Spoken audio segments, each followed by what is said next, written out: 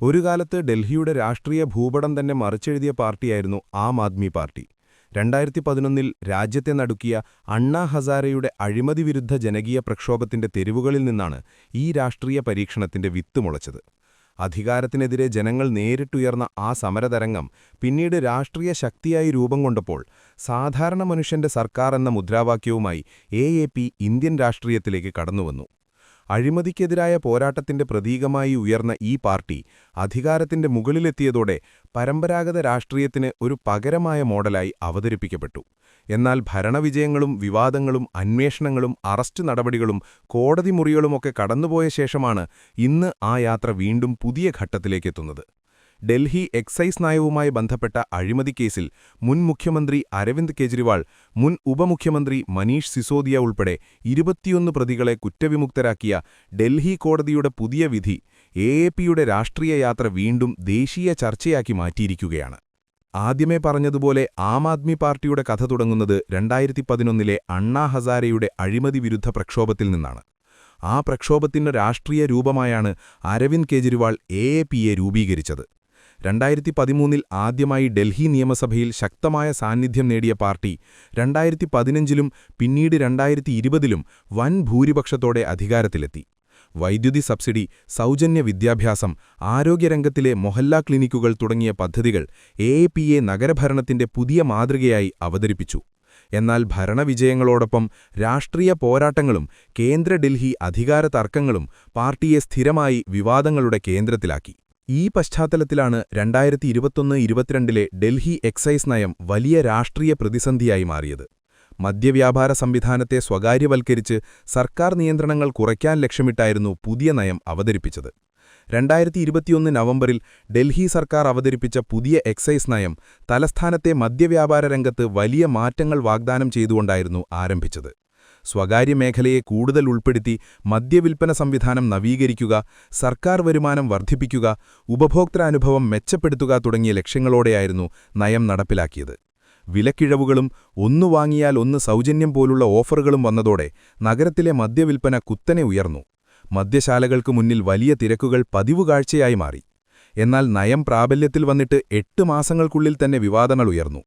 നടപടിക്രമലംഘനങ്ങളും ചില സ്വകാര്യ കമ്പനികൾക്ക് അനുകൂലമായ തീരുമാനങ്ങളും ഉണ്ടായെന്ന ആരോപണത്തെ തുടർന്ന് ഡൽഹി ചീഫ് സെക്രട്ടറിയുടെ റിപ്പോർട്ടിന്റെ അടിസ്ഥാനത്തിൽ 2022 ജൂലൈയിൽ നയം പിൻവലിക്കപ്പെട്ടു.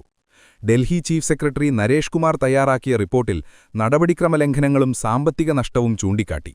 Report lieutenant governor Vinay Kumar സക്സേനയ്ക്ക് കൈമാറുകയും തുടർന്ന് കേസ് CBI അന്വേഷണത്തിലേക്ക് നീങ്ങുകയും ചെയ്തു. പിന്നീട് നയം റദ്ദാക്കുകയും അന്വേഷണം ശക്തമാവുകയും ചെയ്തു.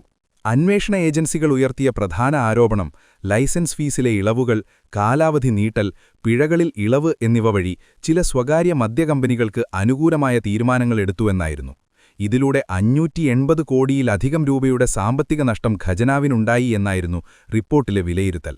കൂടാതെ സൗത്ത് ഗ്രൂപ്പ് എന്നറിയപ്പെട്ട വ്യാപാര ലോബിയിൽ നിന്നും 100 കോടി രൂപയിലധികം മുൻകൂർ കൈക്കൂലി ലഭിച്ചുവെന്നും അത് ഗോവയിലും പഞ്ചാബിലുമുള്ള തെരഞ്ഞെടുപ്പ് പ്രചരണങ്ങൾക്ക് ഉപയോഗിച്ചുവെന്നും അന്വേഷണ ഏജൻസികൾ ആരോപിച്ചു. ഈ ആരോപണങ്ങളുടെ അടിസ്ഥാനത്തിലും അന്വേഷണത്തിലും ആം ആദ്മി പാർട്ടിയുടെ മുൻ ഉപമുഖ്യമന്ത്രി മനീഷ് സിസോദിയ ഉൾപ്പെടെ നിരവധി നേതാക്കൾ അറസ്റ്റിലായി. പിന്നാലെ രാജ്യസഭാ MP സഞ്ജയ് സിംഗിനെയും പിന്നീട് ഡൽഹി മുഖ്യമന്ത്രി അരവിന്ദ് കെജ്രിവാളിനെയും കേസുമായി ബന്ധപ്പെട്ട് അറസ്റ്റ് ചെയ്തതോടെ സംഭവം ദേശീയ രാഷ്ട്രീയത്തിന്റെ കേന്ദ്ര വിഷയമായി. അതേസമയം എ.പി. നേതൃത്വം എല്ലാ ആരോപണങ്ങളും നിഷേധിച്ച് കേസ് രാഷ്ട്രീയ പ്രേരിതമാണെന്ന നിലപാടിലാണ്. മദ്യനയം സർക്കാർ വരുമാനം വർദ്ധിപ്പിക്കാനും അനധികൃത വ്യാപാരം നിയന്ത്രിക്കാനും ലക്ഷ്യമിട്ടതാണെന്നാണ് പാർട്ടിയുടെ വാദം. 3 വർഷത്തിലധികമായി നീണ്ടുനിൽക്കുന്ന അന്വേഷണം നിയമപരവും രാഷ്ട്രീയപരവുമായ വലിയ പോരാട്ടമായി മാറിയിരുന്നു. കേസിന്റെ രാഷ്ട്രീയ ആഘാതം വലിയതായിരുന്നു. അഴിമതിക്കെതിരായ രാഷ്ട്രീയ ശക്തിയായി ഉയർന്ന പാർട്ടി തന്നെ അഴിമതി ആരോപണങ്ങളിൽ കുടുങ്ങിയതോടെ ദേശീയതലത്തിൽ എ.പി.യുടെ വിശ്വാസ്യത ചോദ്യം ചെയ്യപ്പെട്ടു. അന്വേഷണങ്ങൾ, അറസ്റ്റ് നടപടികൾ, കോടതി വിധികൾ എന്നിവ പാർട്ടിയുടെ രാഷ്ട്രീയ ഗതിയെ ശക്തമായി ബാധിച്ചു. ഡൽഹിയിൽ അധികാരപരിധി സംബന്ധിച്ച കേന്ദ്ര സംസ്ഥാന തർക്കങ്ങളും ഭരണപരമായ സമ്മർദ്ദങ്ങളും ഈ സാഹചര്യത്തെ കൂടുതൽ സങ്കീർണമാക്കി. എന്നാൽ നീണ്ടുനിന്ന നിയമ നടപടികൾക്ക് ശേഷം ഡൽഹി കോടതി വലിയ ഗൂഢാലോചനയോ ക്രിമിനൽ ഉദ്ദേശമോ തെളിയിക്കാൻ പര്യാപ്തമായ തെളിവുകളില്ല എന്ന് നിരീക്ഷിച്ച് കെജ്രിവാളിനെയും സിസോദിയെയും ഉൾപ്പെടെ പ്രതികളെ കുറ്റവിമുക്തരാക്കിയതോടെ രാഷ്ട്രീയ വിവാദത്തിന് പുതിയ വഴിത്തിരിവ് ലഭിച്ചു. അന്വേഷണത്തിലെ നടപടിക്രമ പിഴവുകൾ ഉണ്ടായേക്കാമെന്നെങ്കിലും ക്രിമിനൽ ഗൂഢാലോചന തെളിയിക്കാനായില്ല എന്ന വിലയിരുത്തലാണ് കോടതിയുടെ നിലപാട്.